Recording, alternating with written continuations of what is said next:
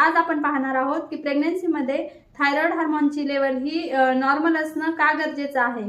तर तुमच्या शरीरामध्ये जेव्हा TSH ची लेवल वाढलेली असते तेव्हा तुमच्या शरीरामध्ये थायरॉइड हार्मोन हे कमी प्रमाणात निर्माण होत असते। तर याचा तुमच्या शरीरावर आणि बाळाच्या शरीरावर काय परिणाम होतो ते अगोदर आपण पाहूया।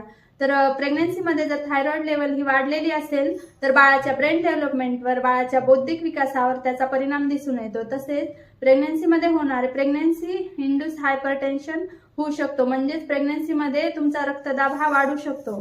त्याचबरोबर तुमची डिलिव्हरी ही लवकर होऊ शकते। तर अशा वेळेस तुम्ही काय काळजी घ्यायची आहे, तर अशा वेळेस ज्याबरोबर तुमची प्रेग्नन्सी कन्फर्म होते तेव्हा तुम्हाला लगेचच थायरॉइड हार्मोनची टेस्ट करून घ्यायची आहे। आणि जर प्रेग्नन्सीच्या अगोदर तुम्हाला थायरॉइड संबंधी काही आजार नसेल तर तुम्ही पूर्ण प्रेग्नन्सीच्या 3ही तिमाहीमध्ये म्हणजे दर 3 महिन्यांनी तुम्हाला थायरॉइडची टेस्ट करायची आहे।